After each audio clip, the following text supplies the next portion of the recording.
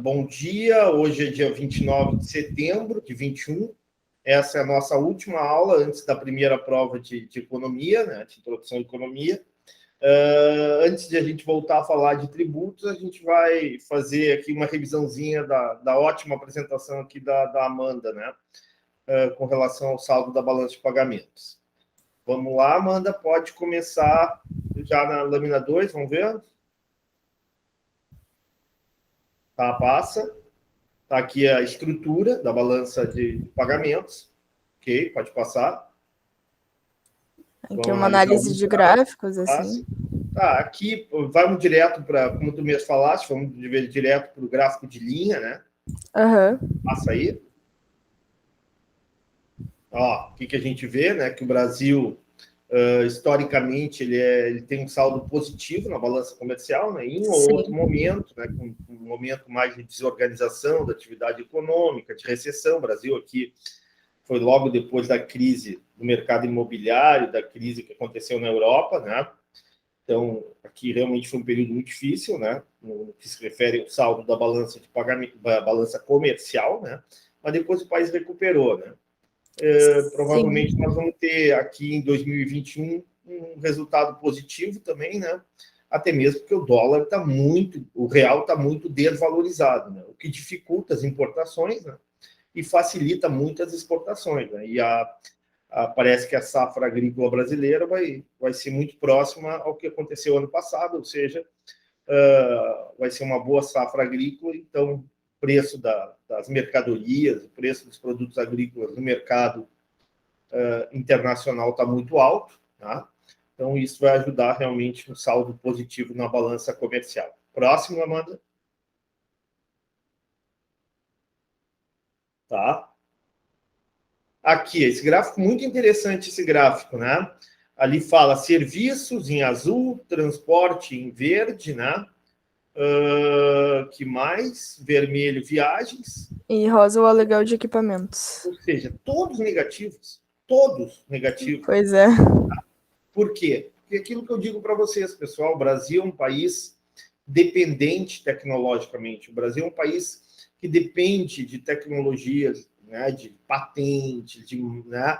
O Brasil importa marcas, o Brasil importa patentes, o Brasil paga muito royalties pelo uso de tecnologia estrangeira, né?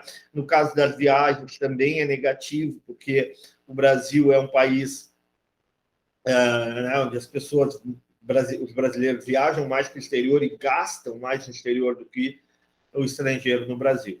Então, isso aqui quando a gente vê uma balança de serviços deficitária, a gente percebe claramente que o Brasil tem que avançar muito no desenvolvimento da tecnologia, no desenvolvimento no setor de produção de conhecimento, né?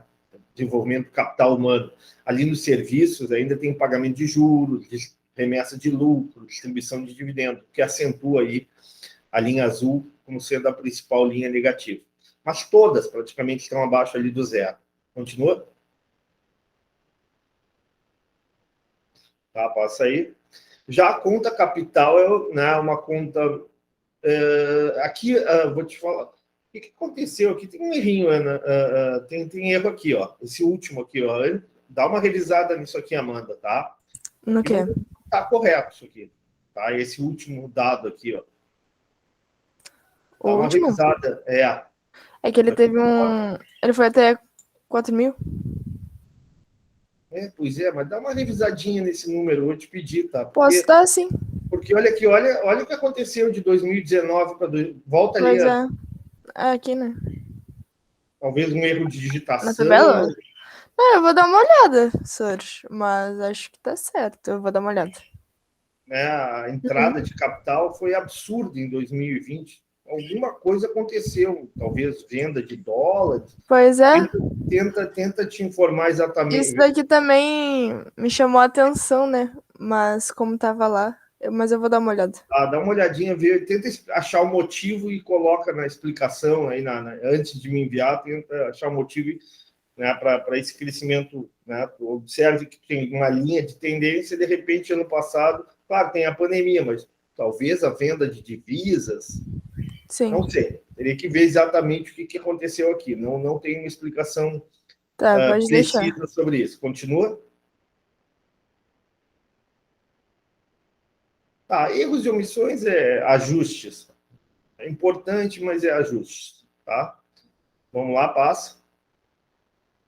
Aí o saldo, né? Historicamente, saldo superavitário da balança comercial. O Brasil é um exportador de bens, né?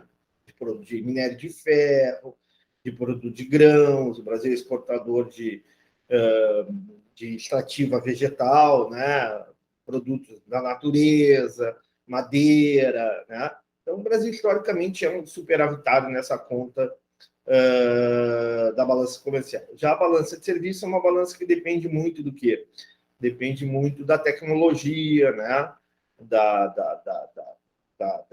internacionalização do país, né? Do país ter multinacionais no exterior para remeter lucros, né? Do capital que o país tem no exterior. Então, infelizmente, aqui a maior parte das vezes é negativo. E ainda da questão do turista. Né? A conta de capital é a atração que o país tem perante os outros, ou seja, como o país é visto pelos outros no cenário mundial, no cenário financeiro. Né? Geralmente, né, tirando uma ou outra situação, o Brasil ele atrai capital porque né, tem muita oportunidade de investimento, muita oportunidade de ganho de capital financeiro. E erros e omissões é o chamado ajuste. Passa. Tá? Aqui o saldo, né, que deu negativo, né, de 418, né? Aqui é um saldo ruim. E as referências, né, uma fonte oficial, uma fonte confiável. Ok, obrigado, pessoal. Alguma pergunta? Amanda, colegas, alguma pergunta? Algum questionamento? Pode responder pelo chat.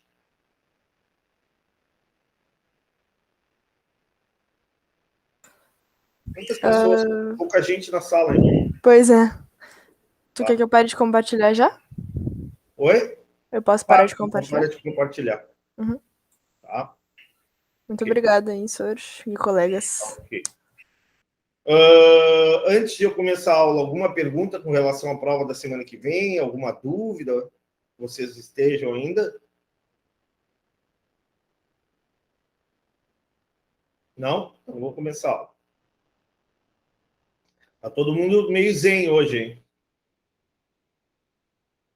Bah, tô com sono. Fiquei até tarde fazendo trabalho ontem. Madrugamos, senhor? Que é? Madrugamos? Isso é bom, faz parte da vida. Quando a gente é jovem, que nem eu e tu, Giovanni, né? Não tem problema nenhum madrugar, né? Dormir 4, 5, 6 horas. Né? O problema é quando né, a Amanda né, e as outras gurias que já têm uma idade avançada, né? Aí não pode. Eu, por exemplo, nem sonhei essa noite. É uma idade muito avançada. Fala, Jaqueline. Eu, essa noite, nem sonhei, professor. Nem com economia tu sonhaste? Não, porque eu dormi, a última pessoa que eu vi foi o professor. A primeira pessoa que eu vejo de manhã é o professor. Eu digo, não sei, acho que eu nem dormi, então. Não é nenhum Brad Pitt, mas podia ser coisa pior, né, Jaqueline? Ai, tem, bem pior, tem. Tá, vamos lá, toca a ficha. Vamos lá, já estou compartilhando com vocês a tributação, não é isso? Vamos tentar resolver esse exercício juntos? Vamos lá, Jaqueline, quem sabe tu lê a 1, depois a 2, a Amanda, cada um lê um para acordar um pouco. Pode deixar. A tributação Professor, é um essa instrumento... aqui não, eu só ia perguntar que essa aqui ela é só para revisão, né? A outra é para postar, que é para... Só para revisão. Só para revisão. Tá? Só para revisão. Isso aqui não é para... Isso aqui é para estudo, né? Tá ok? Vamos lá? Tá, tranquilo. A tributação é um instrumento pelo qual a sociedade tenta obter recursos coletivamente para satisfazer as necessidades da sociedade. De acordo com a teoria da tributação, aponte a opção falsa. A. O mecanismo da tributação associado a políticas orçamentárias, intervém diretamente na alocação de recursos, na distribuição de recursos na sociedade e pode reduzir as desigualdades na riqueza e na renda. Tá verdadeiro ou falso essa questão, pessoal? Verdadeiro. Eu acho que é verdadeira. Verdadeiro? Verdadeiro? Rafael? Verdadeiro? Vamos de novo. Tem um pega-ratão aqui. Leiam de novo. O mecanismo da tributação associado a políticas orçamentárias intervém diretamente na alocação dos recursos, na distribuição de recursos na sociedade e pode reduzir as desigualdades na riqueza e Só na se renda. o pega-ratão é a política orçamentária, já que é uma política fiscal, é o tributo. Exatamente. A política tributária é a política de arrecadação, é a política de receber recursos, né? Onde o governo recebe recursos. E onde é que ele usa esses recursos? Na política orçamentária. Então, a política orçamentária é a política de gastos públicos. E a política tributária é a política de receita pública. Aí que está o erro. Entenderam? Então, aqui, ó, a gente chama de política fiscal. Por que política fiscal? Porque tem os dois lados, eu estou colocando no chat. Tá? É a política de receita, primeiro tu arrecada, que é chamada política tributária, que a gente está vendo, e a política orçamentária. Depois que tu arrecada, tu gasta, né? Orçamento público, né? Então, isso é chamada de política fiscal. Olhem ali no chat. Entenderam? Sim. Sim. Ficou claro? Até na O que segunda tá errado? diz isso, né? Uhum. Vamos lá. Também ficou claro. Continua. Ficou claro? O sistema tributário é o principal instrumento de política fiscal do governo. Letra C, por princípio, Não tá errado, o sistema né? Olha aqui, ó, pessoal, seria o sistema tributário, tá? De política fiscal, para ficar correto, porque a política fiscal é orçamentária e tributária, arrecadatório. Aí ficaria perfeito, tá? Próximo. Por princípio, o sistema de tributação deve ser o mais justo possível. Correto, né? É isso aí mesmo, né? Perfeito. Os tributos devem ser escolhidos de forma a maximizar sua interferência no sistema de mercado, a fim de não torná-lo mais ineficiente. Maximizar ou minimizar? Minimizar. Minimizar. Tá, então aqui já tem duas erradas aqui, né? Então essa aqui tá errada. Ó, tá aqui. Não colocar alguma, doutor, para apontar como falso? A gente está arrumando aqui o exercício, né? Vamos lá aqui, vou botar aqui.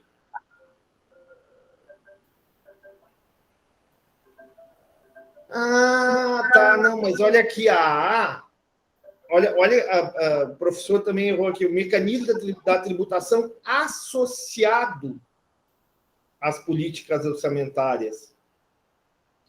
Aqui é uma questão de interpretação de português. Tá? O mecanismo de tributação associado às políticas orçamentárias intervém diretamente na alocação dos recursos, na distribuição de recursos. Está certo essa primeira, desculpe. Não está dizendo que o mecanismo de tributação é política orçamentária. Está dizendo que o mecanismo, a política tributária, junto com a política orçamentária, vai alterar, né? vai arrecadar de quem tem mais, vai distribuir para quem tem menos, por exemplo, através de políticas assistenciais, o auxílio emergencial, o FGTS. Tá? Eu me interpretei mal a alternativa A. A alternativa A está correta. Não está dizendo que o mecanismo de tributação é a política orçamentária. Está dizendo que uma e a outra vão alterar a alocação de recursos, vai tirar de quem tem mais, vai tirar de alguns setores, vai dar para outros da sociedade, para algumas camadas da sociedade, vai alterar a distribuição de recursos, né? Distribuição de renda, pode reduzir as desigualdades. Não, desculpe, pessoal. Então, a alternativa A está correta, tá? Entenderam a correção do professor? Sim. Então, na verdade, o que Até porque na está pergunta errado? está errada aquela ali que diz que é maximizar, e é maximizar, a D. Conseguindo aqui. Ó, vou botar aqui, ó. Vou arrumar direitinho. É esse aqui. Aliás, tem gabarito, né? Não tem gabarito lá no final? Pelo jeito, ninguém viu. Vamos ver se o professor está certo. Ó, acertei, tá? Um D. Tem gabarito, senhor. Tá aqui, né? Não é um D? Ó, gabarito comentado. Ó. Tributos devem ser escolhidos de forma a maximizar a sua interferência no mercado. Não, né? Deve ser escolhido de forma a minimizar sua interferência no sistema de mercado. Tá ok? Ficou claro ou ainda está confuso a um? Ficou claro. Ficou claro mesmo? Desculpe aí ter errado, pessoal, tá? Vamos lá para a próxima. A análise da aplicação da tributação baseia-se no princípio do benefício e no princípio da habilidade de pagamento, que é a letra E da 1. Tá certa também, né? Tá certo, claro. O princípio do benefício recebido, que a gente falou bastante, né? E o princípio da capacidade de pagamento. Só que habilidade a gente pode entender também como sinônimo capacidade de pagamento. Então, tá certo. Tudo certinho aqui. Vamos lá, continua. Segundo o princípio da equidade, na teoria da tributação, 2 critérios são propostos: a classificação dos indivíduos que são considerados iguais e o estabelecimento de normas adequadas de diferenciação. Indique quais são esses critérios. A, neutralidade e eficiência. B, benefício e capacidade de contribuição. C, unidade e universalidade. D, eficiência e justiça. E, produtividade e eficiência. E aí, o que responderam aqui? Hein? Eu não fiz esse exercício, professor, mas eu acredito que seja neutralidade, né? Benefício e capacidade de contribuição. Me parece que se for conforme o raciocínio da letra E da 1, seria benefício e capacidade de contribuição. Exatamente, vamos ver. Eu também tô nessa. Benefício e capacidade de contribuição. Vou botar aqui, vamos confirmar se a gente está certo, ok? Nem olhei o gabarito. Vou lá olhar com vocês. Então, A2, vamos lá. B, princípio da equidade. Ó. Equidade, hoje em dia, não tem trema. Tá? Princípio da equidade. Pode ser dividido em 2 princípios. O princípio do benefício e o princípio da capacidade de contribuição, da capacidade de pagamento, da habilidade de pagamento. Ficou claro? Professor, só que na minha folha está discricionalidade, benefício e produtividade. Na tua folha? Sim. Qual folha? Exercícios, tributos, setembro 21. Não, isso é a Acho que tarefa. tá na tarefa. Isso é a tarefa, que a gente viu ontem na aula facultativa, que é a revisão da tarefa. Esse aqui é um exercício complementar que a gente está revisando para reforçar para a prova. Que ele é parecido com o da tarefa, mas tem algumas coisas... Entendi. Tá. Esse aqui é um exercício de reforço para a prova. Ok? Confundi as folhas. Tudo bem, professor. Tranquilo. Já que tu confundiu, tu vai ler a 3 de castigo. Tá bom. A principal fonte de receita do setor público é a arrecadação tributária. Com relação às características de um sistema tributário ideal, assinale a opção falsa. Letra A. A distribuição do ônus tributário deve ser equitativa. Verdadeiro ou falso isso aqui? O que vocês acham? Verdadeira? Verdadeira, né? Equidade horizontal e vertical. Você lembra que a gente falou bastante? Equidade não é igualdade. Vamos botar daí. Não é igualdade. Equidade é justiça tributária, tá? Equidade é justiça tributária. É diferente de igualdade. Não quer dizer que seja igual. Todo mundo deve ser tributado igual. Deve ser tributado de acordo com as suas condições, tá? Ok? Certo. Letra B. Letra B. A cobrança dos impostos deve ser conduzida no sentido de onerar mais aquelas pessoas com maior capacidade de pagamento.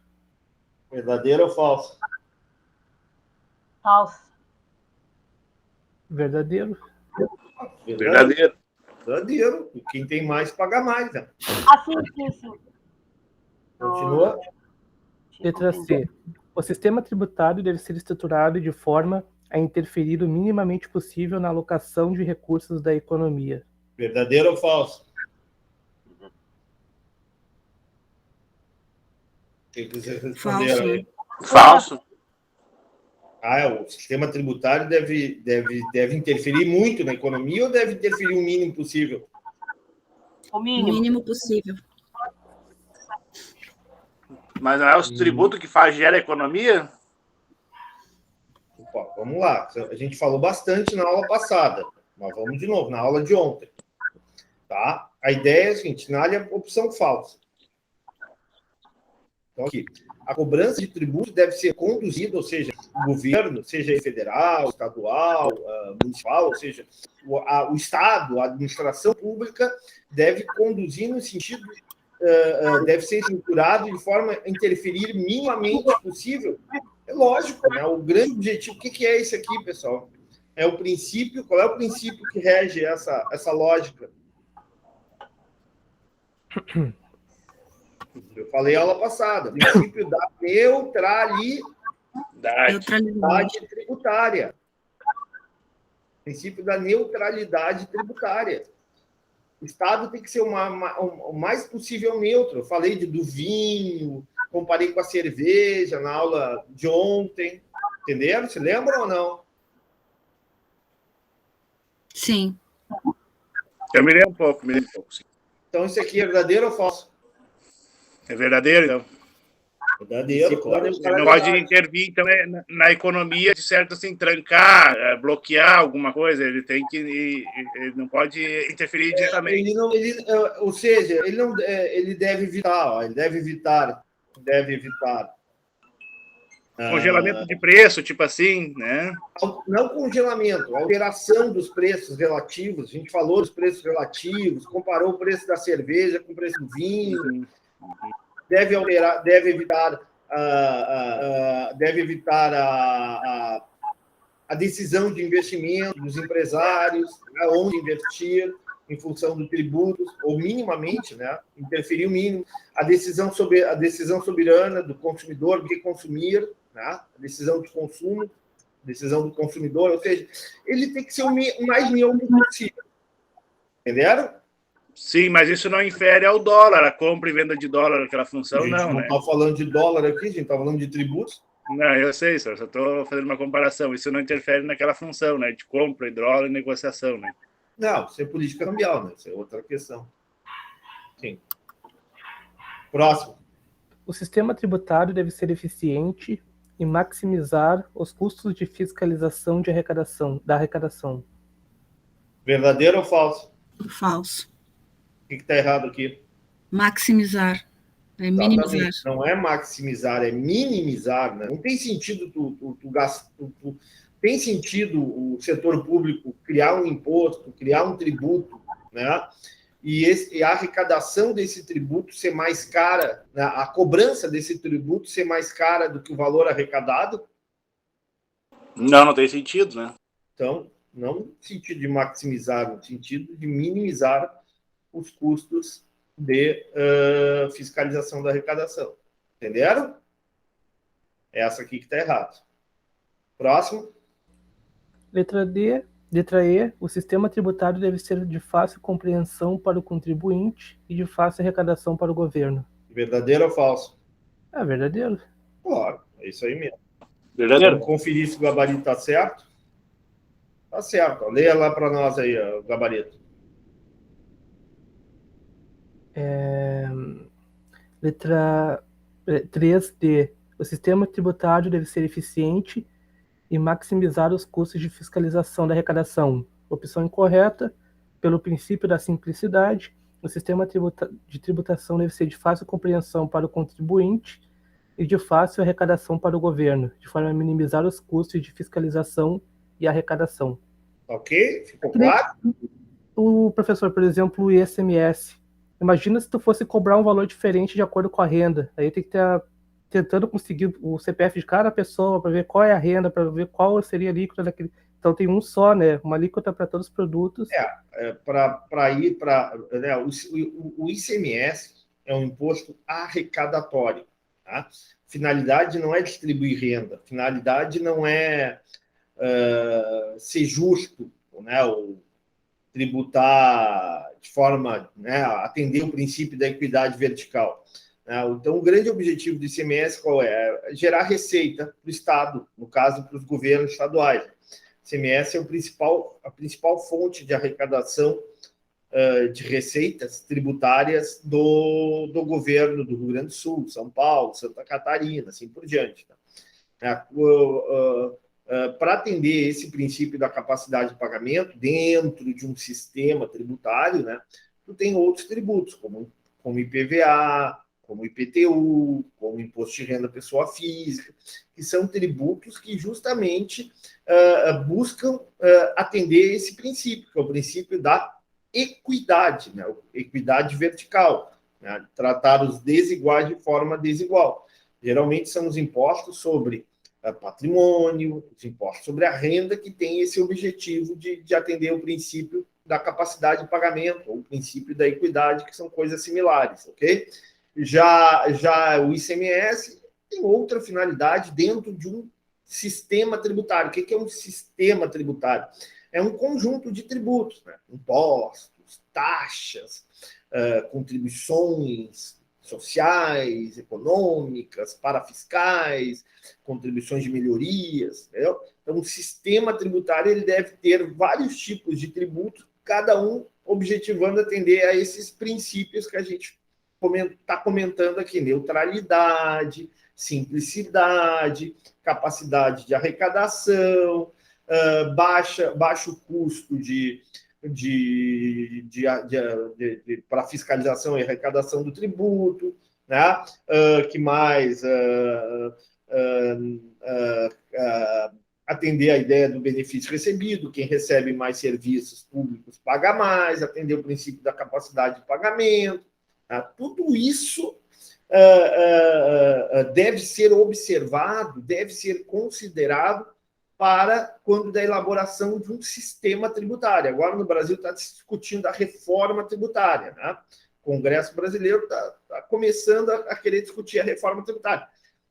Vocês, se um dia trabalharem no Congresso, como assessores, ou forem tributaristas, estudarem essa área, vocês vão dizer, olha, quando se pensa numa reforma tributária, eu tenho que considerar esses princípios, eu tenho que observar essas questões, porque essas questões são importantes para o bom funcionamento da economia capitalista, o bom funcionamento da economia de mercado, né?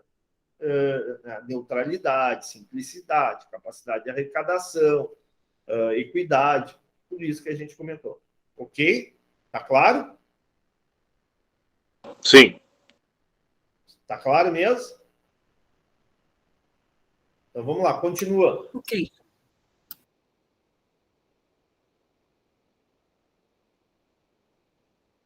Quem é que lê a 4 para nós? Vou ter que convocar alguém? Acho que eu vou ler, professor. Admitindo que um imposto geral e progressivo sobre a renda é mais eficiente do que outro tributo, identifique a única afirmativa que não é verdadeira. Letra A. Diferentes categorias de rendimento são variáveis homogêneas no que se refere ao esforço e ao custo financeiro envolvido na sua percepção. Essa questão é um pouquinho mais complicada, né? Ela envolve aí uma complexidade maior. Isso é questão já de concurso, tá?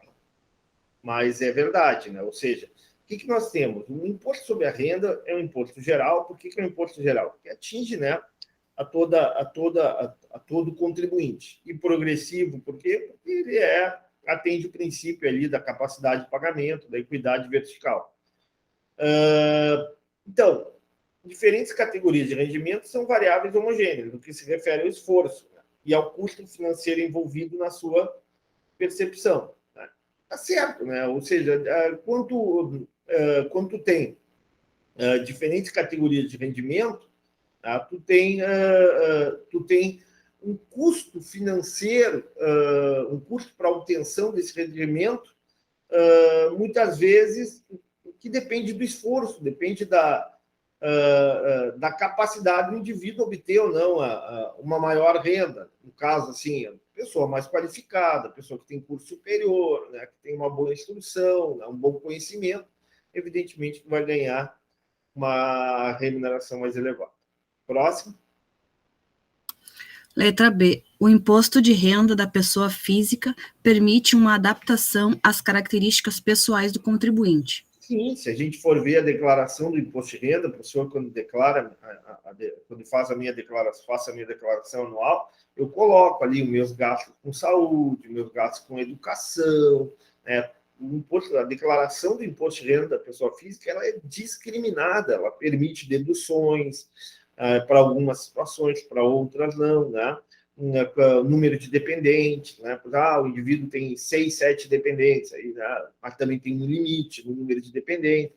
Então, tem uma série de questões muito específicas do imposto de renda que consegue, através da declaração anual, identificar o perfil do contribuinte e, a partir daí, tributar mais ou tributar menos. Continua? A utilidade marginal da renda é decrescente e assume valores equivalentes para indivíduos diversos, de tal forma que uma curva de utilidade marginal para a comunidade pode ser obtida pela agregação dos valores individuais correspondentes. Isso aqui é para matar. Isso aqui, utilidade marginal, é o conceito de derivado. A gente vai falar um pouquinho na próxima área. Na segunda área, a gente vai falar um pouquinho de utilidade marginal da renda, utilidade marginal do consumo, né? A gente vai falar um pouco. Em linhas gerais, está certa essa alternativa, tá? A ideia é o seguinte, tá? A grosso modo, tá? É muito mais do que isso, mas a grosso modo, o que está querendo dizer essa alternativa? Eu pergunto, para o indivíduo que ganha R$1.000, um aumento de R$100 é significativo no seu salário ou não? 10%. Para o indivíduo que ganha 10 mil, tá? Um aumento de R$1.000 também é significativo, concorda? Sim. Não na mesma proporção, né? Eu acho que ele vai impactar menos para ele do que para o o percentual é o mesmo, a proporção é menos. O percentual é 10%, ok? O percentual é 10%. Mas imagina o seguinte, para aquele indivíduo que ganha 1.100 a mais, vai representar muito para ele, concorda? Sim. Um aumento do gasto com a cesta básica, ele vai poder comprar algumas coisas que ele não conseguia comprar com R$1.000. Sim, é o impacto, né, Sor? É o impacto de cada um, né? Já o cara que ganha 10 mil também, ele vai comprar coisas mais que ele não conseguia comprar com 11 mil, evidente. Porém, né, o impacto é menor. Tá? Então, a ideia é essa, né, que quando tu ganha muito, tá, o acréscimo da renda, eu ganho... isso acontece muito, pessoal. Nos grandes... Vocês serão, se Deus quiser, né, estarão nessa classe. Né? Tenho certeza que vocês ajudarão o professor no futuro, né? A gente estuda para isso, professor, a gente estuda para... Claro. Então, por exemplo, nos Estados Unidos, pessoal, é muito comum isso, tá? Já ouviram falar dessa? Vou botar no chat aqui, no nosso... O que significa essa sigla aqui? Alguém sabe? Eu Não? vi uma vez num filme alguém falar da... Alguém ia trabalhar e ia conseguir passar de cargo, enfim, e a tal da CEO ia vir... É o CEO. É tipo um diretor, um diretor grande de uma empresa. Vai saber o que significa representante assim. maior. Representante É um maior. executivo, né? É uma expressão em inglês ou português, CEO? É inglesa. Beleza. O que significa CEO? CEO, Chief Executive Chefe. Officer. Executivo oficial. Não, office é Chief Executive Officer, tá? O que significa? O chefe é chefe, né? Executivo é executivo. Officer é escritório, empresa, né? Ambiente de negócio, né? Ou seja, o chefe da organização seria, né? Bom, É o cara que entende. Vocês, né? É vocês no futuro, né? É o responsável pela empresa. Quem sabe faz, quem não sabe ensina, não é essa a regra? É isso aí, tá certo, Rafael, é isso aí, tá? Exatamente isso. Quem sabe faz, quem não sabe ensina. O professor não sabe, por isso que ganha o salário que ganha. Vocês vão saber e vão ser CEOs, tá? CEO lá da Gerdau, da RBS, CEO, sei lá de quem, Mas no Brasil não se usa isso, né, Sônia? Não, cada vez mais. Na área de administração é um termo muito usado. Mas o que acontece? O que eu quero mostrar para você é o seguinte: o CEO é aquele executivo que tem um alto salário. Só que acontece o seguinte, né? Tu tem nos Estados Unidos, o que se percebeu, né? Percebeu o seguinte: tu tinha o vice-diretor de marketing, o vice-diretor de finanças, o vice-diretor de vendas, o vice-diretor de pessoas, de recursos humanos. Tinha, sei lá, 20 diretores, 20 vice-diretores e tu tinha o presidente da empresa, tá? Nos Estados Unidos, eles calculam a renda anual, é diferente daqui. A gente aqui pensa mensalmente, tá? Eles não, eles pensam de forma anual. Então, por exemplo, um vice-diretor de marketing, de finanças, de recursos humanos, ganhava em torno de, sei lá, $200 mil, ok? Já um presidente ganhava $300 mil. Tá? O que acontecia nos Estados Unidos? E isso mudou, né?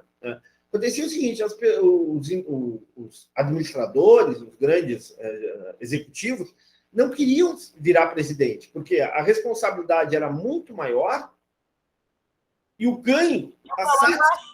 Oi? E a proporção de valor não era muito. Exatamente.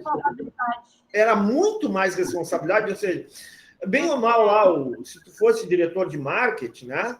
Fosse vice-diretor, no caso, que é o chamado vice-diretor, ou seja, não fosse presidente, tu teria muita responsabilidade. Mas no final de semana, tu poderia, né, passear com a família, se divertir com os amigos, fazer um churrasco. Ou seja, a tua preocupação é grande, mas não era um envolvimento absurdo, né? Porque tu teria que coordenar todas as áreas da empresa. Já o presidente não tinha vida. O presidente de uma grande organização como a General Motors, a Ford, né, as grandes empresas americanas, né, a Apple, a Google, né, vive em função da empresa. Né? O filme do Steve Jobs mostra isso. Né? Vocês não viram, vale a pena ver o filme do Steve Jobs. Então o que os americanos perceberam? Que quando o cara chegava lá, vice-diretor, não queria mais ascender. Não havia uma competição para chegar ao primeiro a presidente. Né? O ideal seria que a empresa, né, os vice-diretores, cada um tentasse ser mais produtivo possível para que mostrassem eficiência e alcançassem o cargo de presidente. Bom, dessa forma, mas do jeito que estava, não estimular. O que eles fizeram? Eles aumentaram muito o salário do presidente. Tá? Então, se um vice-diretor ganhava $200 mil por ano, um vice-presidente passou a ganhar não 300 mil, mas $600 mil. 3 vezes mais. Daí sim. Aí sim, aí a coisa pegou, entendeu? A coisa pegou. Então, isso gerou o quê? Um estímulo. Né? Os vice-diretores começaram, vale a pena eu me dedicar para ser presidente da empresa. Né? É mais ou menos... aumentou junto também. Oi? A responsabilidade aumentava junto também. Lógico, né? Mais ainda.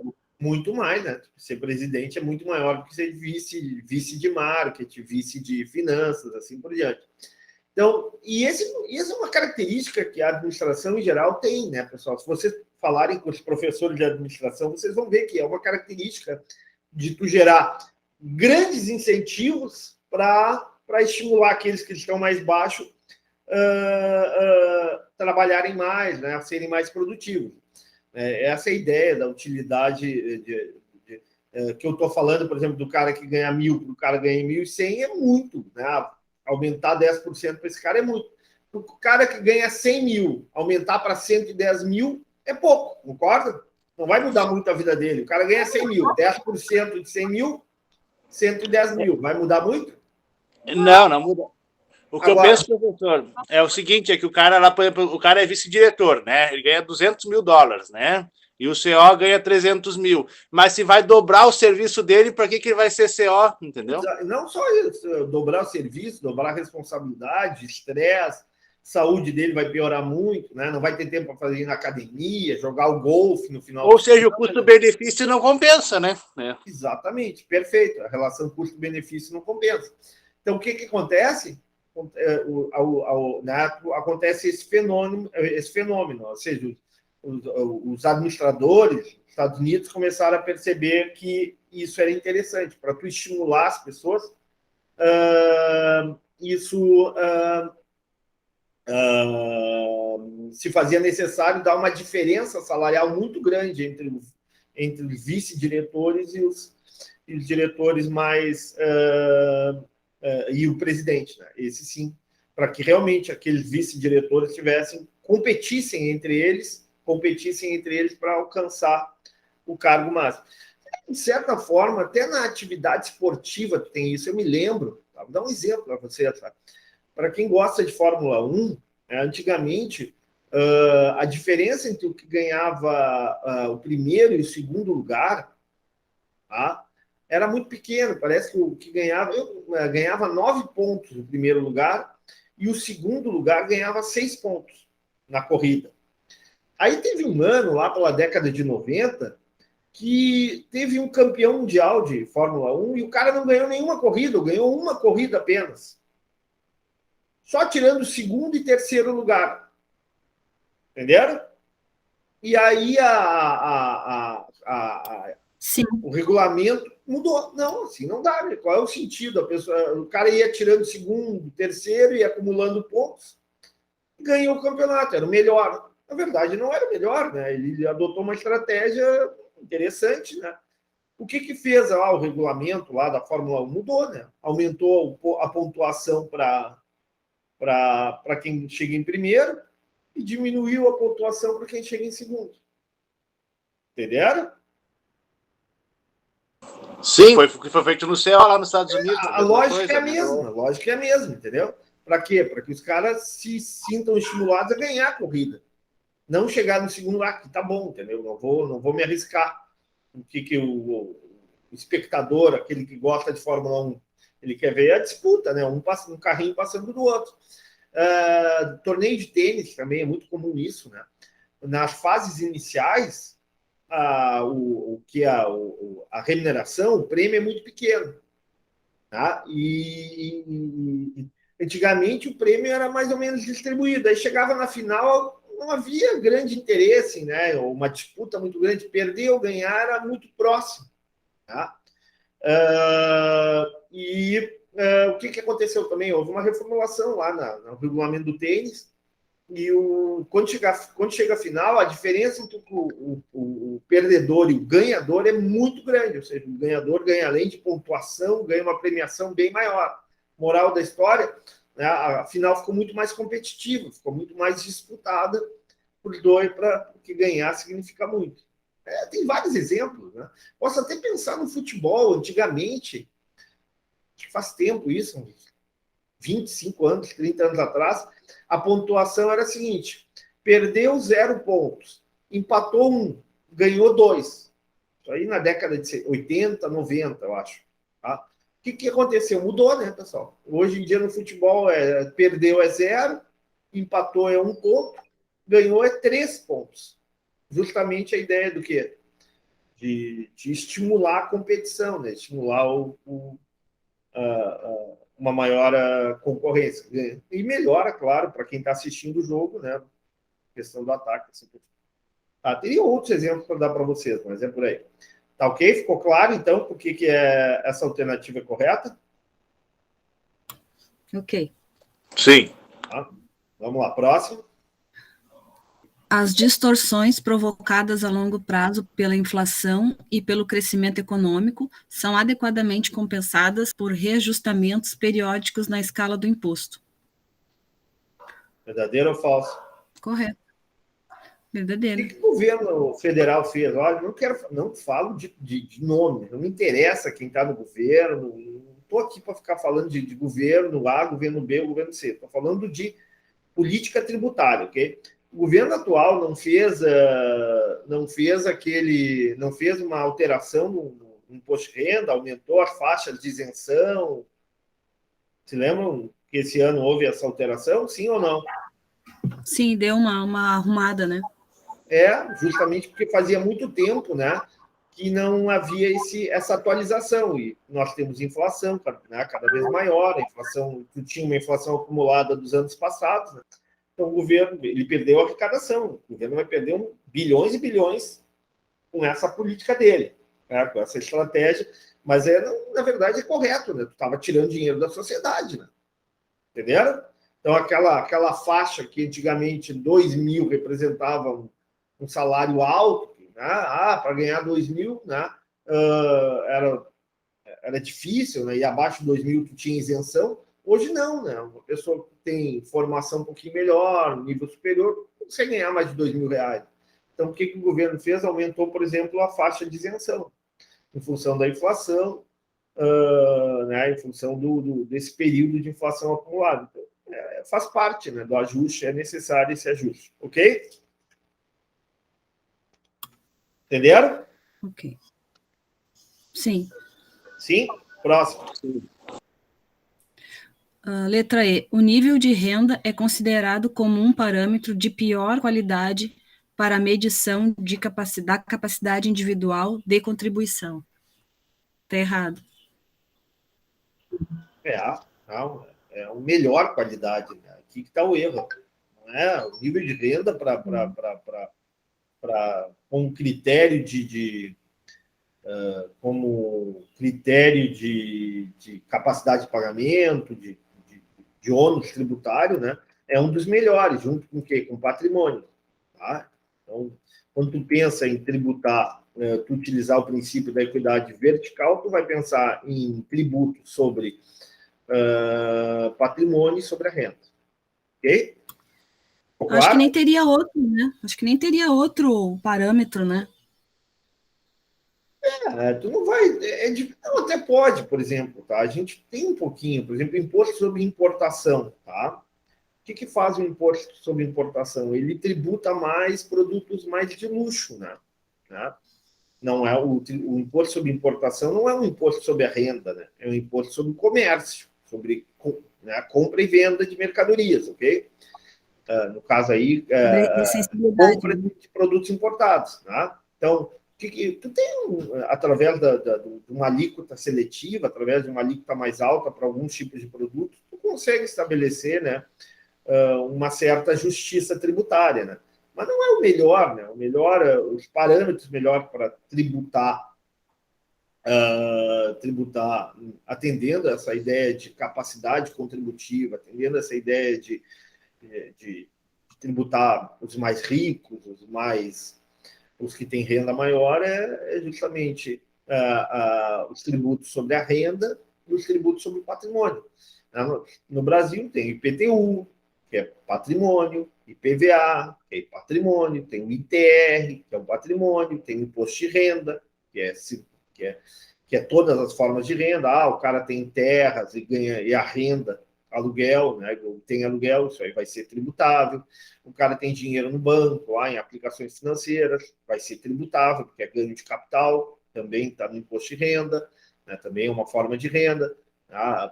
O cara tem uma empresa e obtém lucro, também é tributável, porque é uma forma de renda. Salários, também é uma forma de renda. Aí ainda tem no Brasil, que não está regulamentado, o imposto sobre grandes fortunas, também, né? É um imposto sobre o patrimônio da pessoa, sobre o estoque de riqueza que a pessoa tem. É por aí que tu vai tributar, atendendo o princípio da capacidade de pagamento, atendendo, né, a ideia de equidade vertical. Tá claro? Sim. Bem.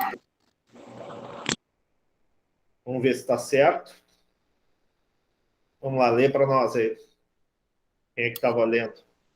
O nível de renda é considerado como um parâmetro de pior qualidade para a medição de capacidade individual de contribuição. Opção incorreta. O nível de renda é considerado um parâmetro de melhor qualidade para medir a capacidade de contribuição. É isso aí. Perfeito? Tá claro? Sim ou não? Aham. Sim. Sim. 5. Quem é que lê a 5? Giovanni, lê a 5. Achei que o senhor ia me escolher. A teoria econômica moderna estabelece critérios de imposição de tributos. O critério que postula a tributação não introduza distorções no mecanismo de funcionamento e a alocação de recursos da economia de mercado é o da universalidade, digo, B, equidade, equidade, digo, C, neutralidade, D, justiça social ou C, adequação. E aí, Giovanni? Aí, digo, adequação. O que eu respondeu aí? Esse aqui, ó. Neutralidade. Neutralidade, né? C. Canadá, ok? A gente já falou bastante sobre esse, né? Sobre neutralidade, né? Ou seja, Sim. Neutralidade é a ideia de que o imposto, o tributo, né, deve distorcer o menos possível na alocação, na decisão de investimento, na decisão de consumo. Continua, Giovanni, 6. Vamos ver só se está certo. Peraí, deixa eu ver, conferir o gabarito. Ó, C. Lê para nós aí o C. C da 5. Princípio da neutralidade. A tributação não deve introduzir distorções nos mecanismos de funcionamento e alocação de recursos da economia de mercado. Perfeito. Tá bom. Vamos lá. Continuamos 6. Pode ler, Giovanni. Tá, só um segundo, deixa eu voltar aqui. Quantas questões são?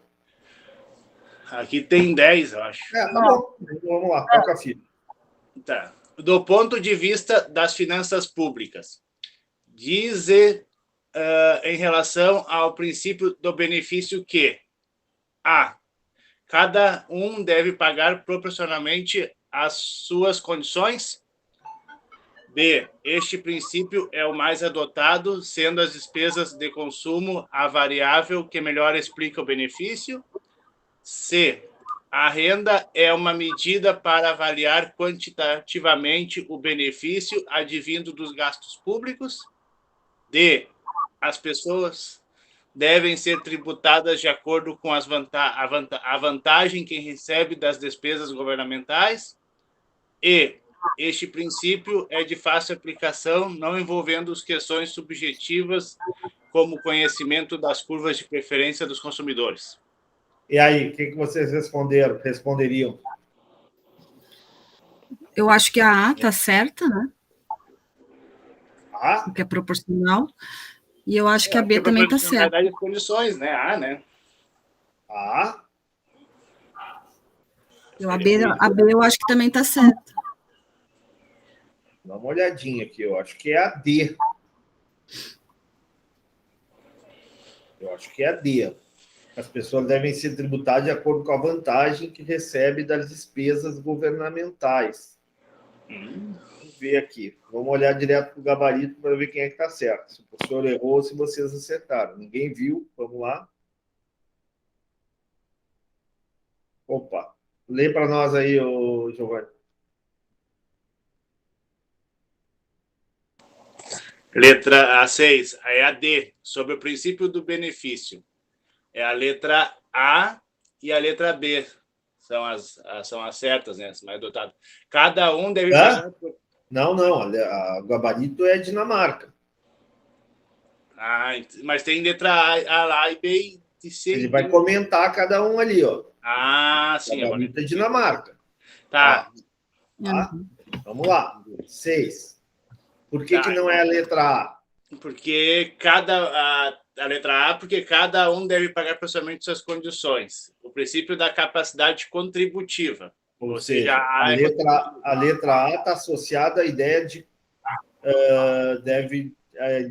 de pagar de acordo com a sua capacidade de pagamento, não o benefício recebido. A B é assim, né? A B, este princípio é o mais adotado, né? Sendo as despesas do consumo variável que mais explica. É o princípio da capacidade contributiva que é mais adotado na letra B, é isso? O que está dizendo a letra B? Novamente, né? Que a letra B, vamos ver o que diz a alternativa B aqui, a questão 6B. Do ponto de vista, vou fazer aqui até para facilitar, tá? Vou fazer um copy-cola aqui. Só um pouquinho. Eu acho que ele fala lá na questão, professora, a opção e a resposta. Acho que a resposta está em negrito. Eu sei. Eu só quero detalhar melhor. Então, olha aqui, eu botei a D. Então, do ponto de vista das finanças públicas, ele disse que, em relação ao princípio do benefício recebido, que cada um deve pagar proporcionalmente às suas condições, não. Esse é o princípio da capacidade contributiva, né? Esse princípio é o mais adotado, sendo as despesas de consumo a variável que explica o benefício? Não, né? Letra B também está errada, né? Ou seja, o princípio da capacidade contributiva é o mais adotado. E o que melhor explica as despesas de consumo variável, né? Por que pessoas consomem mais ou menos de determinado produto.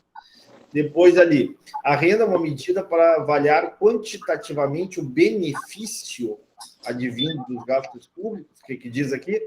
A renda é uma medida para avaliar quantitativamente... Quando está em negrita, está errado. A renda é uma medida para avaliar a capacidade, não o benefício do indivíduo. A gente falou bastante na alternativa anterior. As pessoas devem ser tributadas de acordo com a vantagem que recebe das despesas governamentais. O professor respondeu como correta, vamos ver? Sim, opção correta. As pessoas devem ser tributadas de acordo com a vantagem, ou seja, de acordo com o que recebem de serviços públicos, pelo princípio do benefício recebido. Essa opção é o correto. E a última também está incorreta. Este princípio é de fácil aplicação, não envolvendo questões subjetivas, como o conhecimento das curvas de preferência consumidores. Errado, vamos ver o que diz aqui. Alternativa E. Esse princípio é de fácil aplicação, não envolvendo questões subjetivas. Não, o princípio de benefício não é de fácil aplicação, pois envolve o conhecimento das preferências dos consumidores, ou seja, exige o conhecimento do que o consumidor vai demandar ou não de serviços públicos. Então, a alternativa correta da 6 é a D de Dinamarca. Essa é uma questão também um pouquinho mais complexa, né? Mas interessante.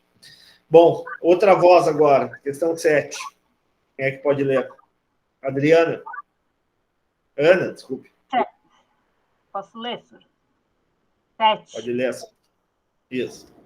Afirma-se na teoria da tributação com relação ao princípio de neutralidade que um tributo justo é aquele em que cada contribuinte paga ao Estado um montante diretamente relacionado com os benefícios que dele recebe. Letra B. Isso aqui não é o princípio da neutralidade, né? Isso aqui é o princípio da capacidade de pagamento. Próximo. Letra B. Um imposto deve distribuir seu ônus de maneira justa entre os indivíduos. Novamente, a ideia de equidade aqui, não é isso. É neutralidade, senhor, que está falando. A B está associada, a afirmação da B está associada à ideia de neutralidade, não de equidade, não neutralidade. Tá. Letra C. Os agentes deveriam contribuir com impostos de acordo com a sua capacidade de pagamento. Também, não tem nada a ver com o princípio da neutralidade. Este princípio é seguido quando os tributos não alteram os preços relativos, minimizando sua interferência nas decisões econômicas dos agentes de mercado. Essa aqui, entenderam? É isso que diz o princípio da neutralidade. E? Letra E. Um indivíduo paga o tributo de maneira a igualar o preço do serviço recebido ao benefício marginal que ele aufere com a sua utilização. De novo, o benefício marginal. Aqui são conceitos que vocês ainda não aprenderam, mas aqui essa alternativa E está muito mais associada ao princípio do benefício recebido. Quando vocês entenderem o que é benefício marginal, o que é utilidade marginal, aí vai ser mais fácil vocês entenderem essa alternativa. Mas aqui a ideia é a seguinte, né? A ideia é de cobrar de acordo com o indivíduo aquilo que ele recebe, aquele benefício que ele recebe com a prestação de serviço público. Então, a 7, a melhor alternativa, a melhor escolha é Dinamarca. Então, tudo que paga de acordo com o que recebe é o princípio da neutralidade. Não. Neutralidade é aquele princípio que altera o menos possível a decisão de investimento, a decisão de consumo, que altera o mínimo possível as decisões de mercado, as decisões dos agentes econômicos, dos agentes sociais que atuam no mercado. Ok? Ah, tá. Vamos lá, vou só confirmar para ver se o gabarito está certo. 7D. Tá? Ok? Ó, e aqui tá, vocês podem olhar com calma aqui a cada uma por que uma está certa, por que a outra está errada. Tá aqui o gabarito direitinho para vocês. Vamos para 8. Lê para nós. A teoria da tributação repousa em 2 princípios fundamentais. Aponte a opção que caracteriza esses princípios. Letra A, neutralidade e eficiência. Letra B, justiça e eficiência. Letra C, eficiência e equidade. Letra D, equidade horizontal e equidade vertical. E letra E, neutralidade e equidade. Aqui está meio confusa essa questão. Vamos ver a 8. O que está respondido aqui na 8 é... Neutralidade e equidade. Tudo bem, mas olha, vou falar a verdade para vocês. Tá certo aqui, a escolha está certa, tá? Mas o princípio da equidade horizontal e vertical também não está errado, tá? Então aqui também está certo, tá? Eficiência e equidade também, né? O sistema tributário deve ser eficiente e buscar equidade horizontal e vertical. Neutralidade e eficiência também não está errado, né? Deve ser neutro e deve ser eficiente. E justiça, que tem sentido de equidade, né? Eu vou falar para vocês, essa questão aqui, qualquer uma das alternativas eu aceitaria. Tá? Aí é isso? Oi? Essa é a melhor resposta, né? Bota qualquer uma e todas estão certas. Né? Pode ser assim na prova? Qualquer resposta serve? Não, mas essa aqui está fora da prova, já vou avisando. Ou pelo menos eu vou arrumar essa questão aqui. Tem flexível, professor? Vamos para a próxima. Vamos terminar logo.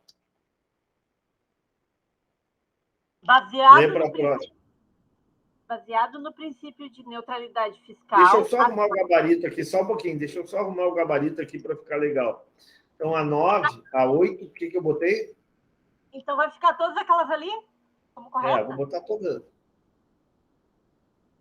Ó, teoria, equidade. Porém, vou botar assim, a equidade. Aqui não tem trema, porque era antes da reforma. Ó, professor, eu acho que ele deve ter considerado essa certa porque são os fundamentais, né? Por exemplo, a contabilidade, tu tem vários princípios, mas os fundamentais mesmo é continuidade e o princípio de identidade, mas tu tem vários outros além desse. A questão de fundamental...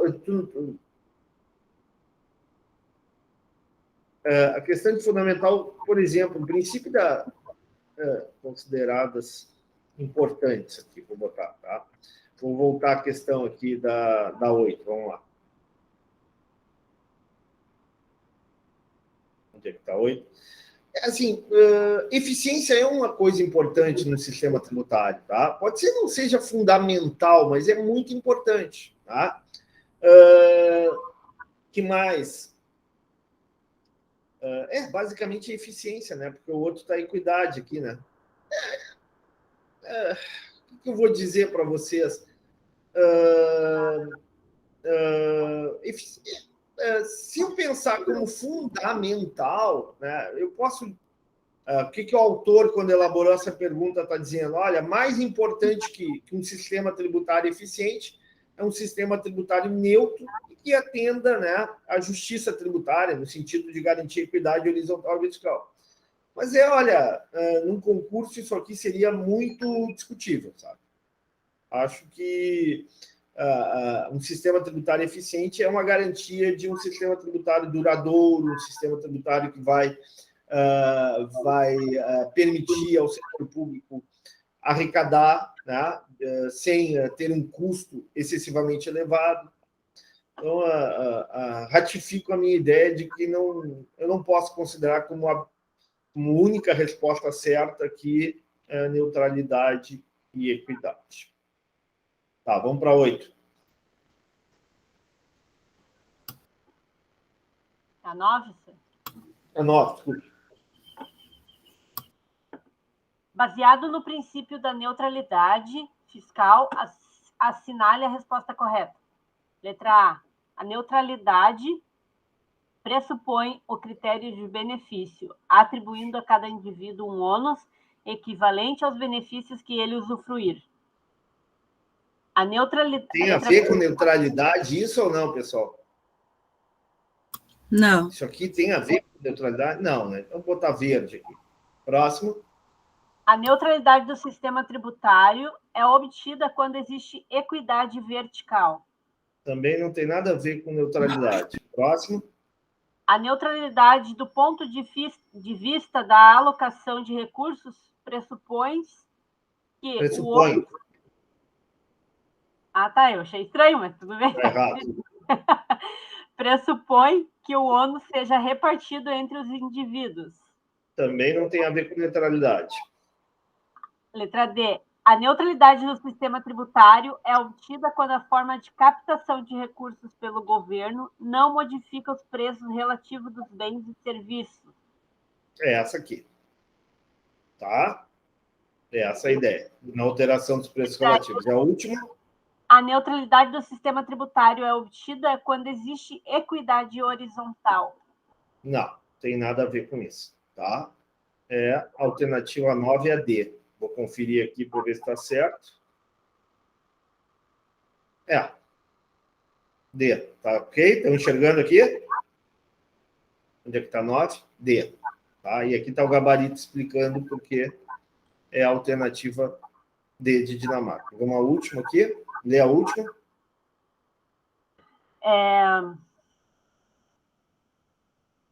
10.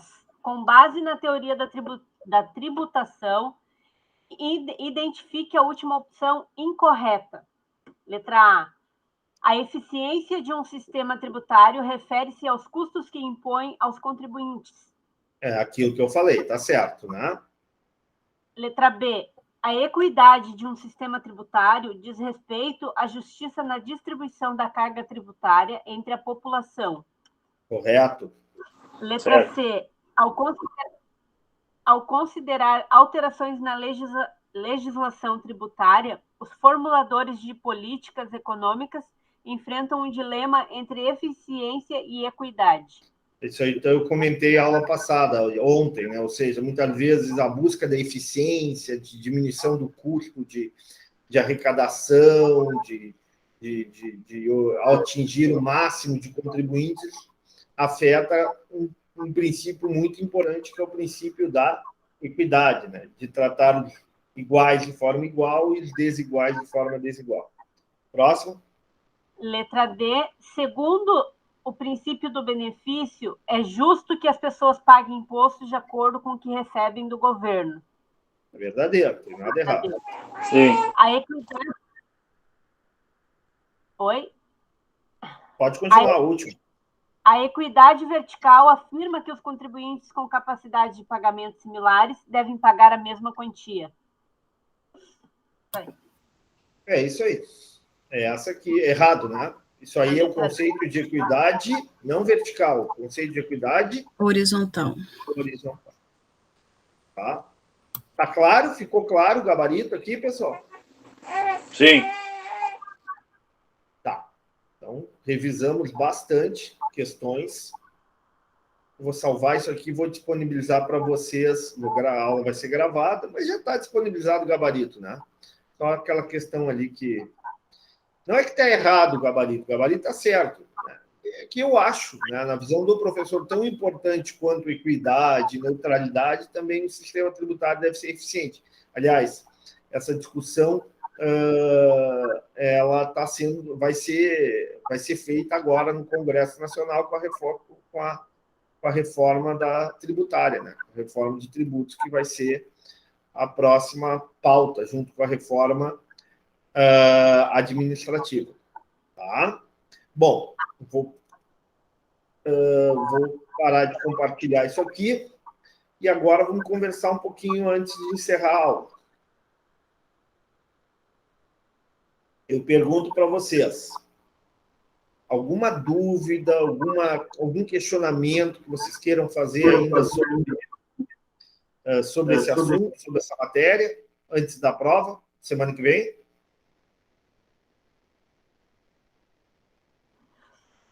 Senhor, eu tenho que dar mais uma lida, assim, bastante sobre esses princípios aí, porque eles ainda são meio confusos para mim. O que serve para um, o que serve para o outro, enfim. Que são bastante princípios, né? Eu vou dar uma cancha para vocês, tá? Como vocês aprovam semana que vem, eu vou fazer uma aula facultativa exclusiva para vocês. Tá? Então, talvez terça-noite, terça-feira que vem, né? Terça ou segunda seria melhor, né? Segunda, 10 horas da noite, 10h30, uma aula curta, tá? Para tirar dúvidas em relação não só a tributos, mas em relação a todas as outras áreas, ok? Então, o que eu sugiro para vocês, tá? E revisem a matéria, né? Revisem as tarefas, revisem o conteúdo, e a partir daí já deixem pronto algumas questões que vocês queiram discutir com o professor, né? Algumas dúvidas que vocês queiram discutir com o professor na segunda noite. Aí seria uma aula só para a turma de vocês, ok? Curta, né? Não muito longa, não que nem a de ontem, 2 horas. Tá? Se tiver perguntas, eu vou responder. Se não tiver, a gente encerra a aula. Pode ser? Pode ser, senhor. Pode. Tá? Então, segunda noite, provavelmente ali 10 horas, né? Porque vocês têm aula, tem pessoal que tem aula segunda noite. Tá ok? Professor, Ok. o tempo da prova vai ser o tempo todo da aula de manhã? 1 hora, 2 horas? Depende do tamanho da prova. Eu não fiz a prova ainda, né? Se for uma Eu prova ouvi falar que ia longa, ser 3 pequena. horas. Se for uma prova média, 2 horas. Mas ela vai ter que ser feita no tempo da aula ou vai estar disponível por um período para ser feita? No tempo da aula. Ou nós temos aula síncrona, no tempo da aula. Não tem por que não fazer. Ah, não posso porque eu trabalho. Tudo bem, justifica. Manda um atestado, um e-mail dizendo, professor, eu estou aqui, embora, né, não tem muito sentido tu te matricular numa disciplina que tu trabalha no horário, mas tudo bem. Nós estamos num momento de pandemia, eu estou deixando tudo. Isso aí não é essa realidade vai terminar ano que vem, ok? Essa situação aí. Mas nesse momento até o professor está aceitando isso. Tem uma atividade, tem uma atividade laboral, tal, então manda um atestado por e-mail aí, né?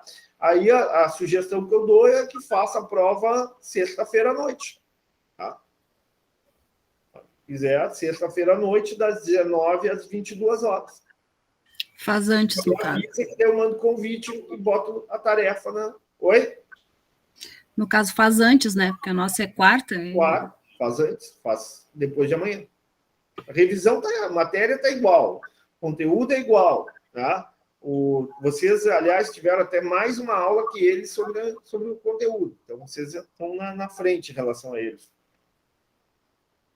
Quem quiser, faça esta noite, mas com justificativa. Oi? Sim, vai ser tipo as tarefas, né? Que a gente baixa, responde e envia no Moodle. Mais ou menos isso. O professor vai formular a prova, formular várias provas com vários gabaritos, né? Vai colocar, que o Moodle pode fazer isso, né? Eu vou selecionar grupos de 4 ou 5, aleatoriamente, e para esses grupos eu vou mandar uma prova, ok? E aí o aluno vai olhar lá a tarefa dele, a prova dele lá, no Moodle. Aí vai ter a abertura, e o aluno pode abrir a prova e o horário que ele pode fechar, né? Que ele tem que entregar. É isso aí. E, enquanto isso, o professor vai estar no Google Meet, né? Vai estar numa sala virtual aqui com vocês. Vou mandar o convite, né? Para eventuais dúvidas, né? Questionamentos, né? Não com Vai ser relação... link só de convite, Sor, ou vai ser para cada grupo? Oi? Vai ser um link só? Geral? Não, um link só, claro. Não, imagina, vou ter que ficar com 4, 5 links, não dá, né? Não sei, porque daqui a pouco, né, pode... Não, um link só. O senhor falou... Entenderam? Tá claro? Sim. Sim. Então, eu acho que é isso. Mais alguma questão? Mais alguma pergunta? Só ver se eu entendi, senhor. Então, a gente vai ter uma aula MET no dia, e aí, desse período de horário da aula MET, vai ser gerada a prova? Não, aula MET nenhuma. Nós vamos ter uma aula de... Se vocês tiverem questões, vocês vão me avisar. Se vocês tiverem dúvidas, alguma questão relativa ao conteúdo... Ah, o senhor vai ficar disponível ali, isso? Da primeira área, vocês vão dizer, professor, por favor, pelo amor de Deus, faz a aula segunda-feira à noite, tá? Depois das 10, ou depois das 9h30, sei lá, para a gente tirar dúvidas pontuais relativas à matéria, ok? Tá, mas essa aula não, estou dizendo no dia da prova, senhor. No dia da prova não tem aula nenhuma. No dia da prova, o professor vai estar online com vocês. Dia da prova não tem aula nenhuma. O senhor vai estar online, quieto, lendo o livro dele, fazendo as coisas dele, trabalhando no computador, certo? Mas à disposição de vocês no Google Meet, ok? E vocês vão estar fazendo a prova de vocês. Eventualmente, uma ou outra situação que vocês acham que não entenderam, tal, um erro de português, digitação, tá? Aí vocês podem pedir para o professor, professor, aqui disser que não tem um erro de digitação, não. Eu vou dar uma olhada e verifico se é necessário ou não. Tá? Fala, Jaqueline. Para a gente estudar, a gente pode se basear pelas tarefas, né, de cada aula. Tarefas, conteúdos, tudo que está no Moodle é estudo. Tá. Ficou claro, Giovanni? Sim, ficou, senhor. Ficou claro, pessoal? Sim, para mim ficou. Então é isso aí que vocês têm que... É diferente, eu nem sei como os outros professores fazem prova, cada professor tem a sua metodologia, eu respeito cada um. Né? A minha metodologia Essa é a primeira prova, professor. Essa é a nossa primeira prova. Eu não sei como é que é a prova dos outros. Do Ciro já tem, na segunda-feira já tem prova também. Também, do mesmo jeito? Não falou ainda como é que vai ser. Pois é, cada um. Eu tento fazer o mais próximo possível da aula, como se estivesse em sala de aula. Tento, né? Às vezes consigo, às vezes não. Não tem ideia de número de questões ainda, senhor, para a gente... Não preparei nada. Não fiz nem a prova de sexta, quanto mais a de vocês. Agora eu tenho que terminar aqui, tenho que trabalhar, né? Meu outro emprego, tem um processo lá para resolver. E depois, hoje à noite, começo... hoje à noite eu tenho a atividade de extensão. Se vocês puderem participar, agradeço. Né? Aquele convite que o senhor nos deu, é isso? Ganha um certificado, né? Então, seria muito bom a participação de vocês, agradeceria, né? 2 palestrantes que vão falar, né? Então, isso tudo é bom para vocês, para a faculdade. Oi? Tem aula de TI à noite também. Bom, se não der, não deu, mas quem puder... seria interessante participar até para ganhar certificado. E depois... Falar em certificado, aonde que fica armazenado, enfim, onde vem esse certificado? Porque da outra vez que teve um que foi seu, eu participei, eu não vi esse certificado ainda, não sei onde. Essa parte tem uma bolsista, que é colega de vocês, é a Laura. Mandem... Eu vou botar ali no grupo de vocês, no nosso grupo ali, botar ali o e-mail dela, tá? O WhatsApp dela, para vocês falarem com ela, porque essa parte é a parte dela, é a parte de organização. Ela ganha uma bolsa de extensão para isso, tá? Então, aí vocês podem entrar em contato direto com ela, que ela pode orientar vocês. Ah, tá, porque da outra vez, né, essa palestra que foi mediada pelo senhor, eu assisti e não recebia certificado. Bom, a palestra aqui eu dei. Não, que o senhor mandou convite para a gente, foi essa mesma de, não sei se agora é a parte 2. Turismo sustentável. Sim, é a mesma, tá? Então eu vou deixar o contato da Laura ali no grupo, tá? Assim que eu tiver um tempo, mas observe o seguinte, o professor não tem muito tempo. Sai daqui, agora termina a aula, o senhor se veste, vai trabalhar. À tarde trabalha, à noite tem essa atividade de extensão, amanhã de manhã tem aula. Professor é importante, tem trabalho. Tinha que ganhar bem também, né? Tão importante assim, tinha que ganhar mais. Se vira nos 30. Se vira nos 30. Tá bom? Mais alguma questão? Era isso. Então tá. Obrigado pela atenção de vocês, tá? Amanda, Ana, Noane, Roque, que eu nunca ouvi a voz do Roque, Giovanni, Noane também nunca ouvi a voz da Noane, né? Da Ana Letícia, eu acho que sim. Valeu, Sor. Oi, Sor. Só vocês. Falou. Quem mais que está aí? O Antônio, que eu acho que mandou, inclusive, um e-mail para mim, tá? Mais gente aqui na sala. A Ana está aí, viu? Viu como eu faço ressuscitar gente? Tá? Bom, é isso. Tá, chega. Abração, obrigado pela atenção de vocês. Tchau, tá? E uma ótima quarta para todos. Tá, obrigado, senhor. Amém. Tchau, tchau. Tchau. Tchau. Valeu. Tchau. Tchau.